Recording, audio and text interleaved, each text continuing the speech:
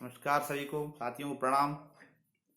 आज का प्रातःकालीन संदेश, जैसा कि मैं आप शाम को बता रहा था, मन के बारे में कुछ ऐसी हल्का फुल्का प्रश्न किया था। तो आप सभी ने सब अच्छा जवाब दिया। अब इसकी थोड़े हम विस्तार में जाना चाहेंगे, बताना चाहेंगे। वो सभी के लिए एक प्रशिक्षण जैसा काम करेगा। सभी लोग समझने की कोशिश करेंगे मन आखिर है क्या चीज, मन का आरंभ कहाँ है, मन का अंत कहाँ है, मन का स्वरूप कहाँ से शुरू होता है, विस्तार कहाँ तक होता है, और उसका मन का भेदन हम कैसे कर सकते हैं। सबसे पहले तो यदि हम चाहें तो सबसे पहले चलते हैं मनुष्य के जन्म पर। साथियों, आप एक दृष्टि अपने बचपन पे या आप जन्म के समय पर, किसी भी शिशु के जन्म के समय पर आप दृष्टि दौड़ाते हैं, पहले वहां से आरंभ करते हैं, फिर आप शुरू हो जाएगा मन का विस्तार। वीडियो हो सकता है लंबा हो तो मैं 2 पार्ट में कर दूंगा। चलिए चलते हैं सबसे पहले शिशु के जन्म के समय। साथियों, आप देखेंगे जब घर में संतान पैदा होती है, माता पिता उसको देखते हैं, समझते हैं, तो सबसे पहले क्या देखते हैं? शिशु का रंग रूप। बच्चे को तो कुछ पता नहीं है, शिशु को तो कुछ पता नहीं है। क्या देखते हैं? बच्चे का रंग रूप और उसका शरीर या योनि लिंग कि शिशु कौन है, बालक है, बालिका है, कन्या है, पुरुष है, कन्या है, पुत्र है, पुत्री है, पुत्र, ये सब सबसे पहले माता पिता की दृष्टि उधर ही जाती है। अब यहीं से आप शुरू करते हैं मन का आरंभ। शिशु अबोध है, उसे कुछ नहीं पता, वो तो सिर्फ अपने जन्म के बारे में कुछ न जानता है न समझता है। तो साथियों, यहाँ से हमारे माता पिता जब हमें गोदी में उठा के प्रेम करते हैं, स्नेह करते हैं, बस पहला स्पर्श, पहला प्रेम,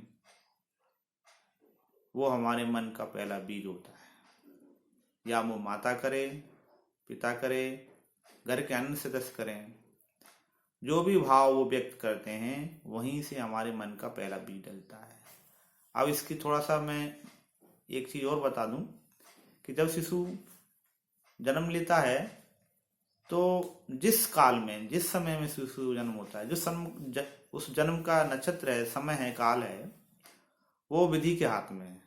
वो ना माता पिता के हाथ में है, ना किसी अन्य के हाथ में, ना शिशु के हाथ में है। वो विधि यानी कि नियंता ईश्वर, उसके हाथ में रहती है कि कब किस जीव को किस घर में, किस योनि में, किस समय में जन्म देना है। विधि के हाथ में क्यों? क्योंकि मनुष्य अपना कर्म करके इस शरीर से चला जाता है, उसके बाद पुनर्जन्म में जो विश्वास रखते हैं वो इस बात को समझ सकते हैं कि अधिकांशतः एक जीवन के पार्ट का अपना कर्म फल वो अधिकतर ज्यादा देखा जाए तो जब शरीर छोड़ने के बाद सूक्ष्म शरीर में चला जाता है जीव, वहां जाके उसका परिणाम भोग लेता है। अब रहा बचा कुचा जो होता है, उसके हिसाब से खुद खुद जीव और ईश्वर या उनका कोई गुरु होता है पिछले जन्मों के, वो तय करते हैं कि इस जीव को कहाँ जन्म देना है, किस घर में जन्म देना है, किन परिस्थितियों में जन्म देना है। जो बचे हुए कर्म संस्कार के हिसाब से जीव का जन्म होता है। तो ये हो गई जन्म की कहानी। ठीक है साथियों, ये जन्म लिया बच्चे ने, माता पिता के जिस घर में लिए, माता पिता ने स्नेह दिया, बच्चा का मन शून्य है। आप यहाँ सब जब जन्म लेता है बच्चे का मन 0 है, 0।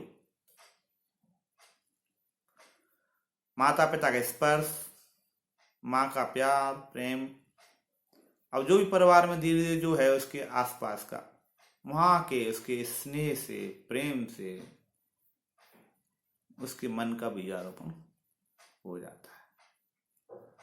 पहला स्पर्श। अब इसमें शारीरिक संरचना के कोई गुण धर्म होते हैं, रंग रूप वगैरह, वो माता पिता के हिसाब से अवश्य बन जाते हैं। इसमें सिर्फ 5% या 10% मान के चलें कि इससे मन की संरचना 5 या 10% प्रभावित होती होगी, बल्कि और कम भी होती होगी, इससे ज्यादा नहीं होती है। किससे? जो माता पिता का जो जीन है, जो गुण धर्म है या गुणसूत्र हैं, जो साइंस के हिसाब से जो बनता है, उन गुण धर्मों से मन का स्वरूप मुश्किल से 5% बनता है।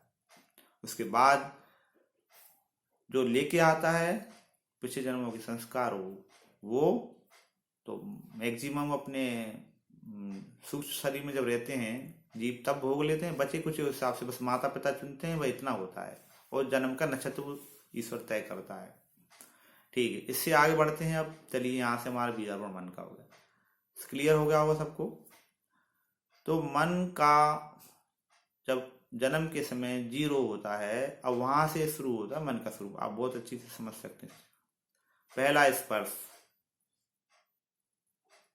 फिर पहली दृष्टि, फिर पहला स्वाद, स्पर्श दृष्टि स्वाद, यानी कि पहला स्वाद इस जीवा पे क्या आया, माता का दूध, या आजकल के हिसाब से कभी कभी माता का दूध नहीं मिलता तो कुछ और पाउडर वाला दूध, या जो भी हो। कहने मतलब है कि मैं मन की संरचना 0 से स्टार्ट कर रहा हूं, वहां से शुरू होता है। पहला स्पर्श, पहला दृश्य, माता पिता को देखता है बच्चा, आसपास देखता है। पहला स्पर्श, पहला स्वाद जीभ पे आया वो। उसके बाद पहला श्रव्य, श्रव्य मतलब ध्वनि जो उसने कानों से सुनी हुई पहली जन्म के समय,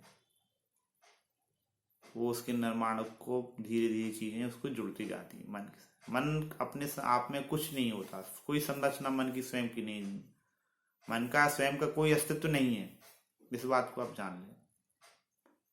तो शिशु के जन्म समय पहला दृश्य, पहला स्पर्श, पहली ध्वनि, पहला स्वाद, ये सब मिलके चारों मिलके मन की बीज बो देते हैं। साथियों, वीडियो ये शायद 7:30 8 मिनट का होने के बाद बंद कर दूंगा, अगले वीडियो में डालूंगा। तो आप समझ गए होंगे, मन स्वयं में कोई मन अपने आप में कोई स्वयं की सत्ता नहीं है। अपने आप में मन हमारे पहले दृश्य, पहले श्रव्य, पहले स्वाद और पहले स्पर्श के बीच से बनती है, वहीं से शुरू होता है हमारा मन का आरंभ। साथियों, इस तरह सबसे पहले जानने, मन का अपना कोई अस्तित्व स्वयं का नहीं होता है।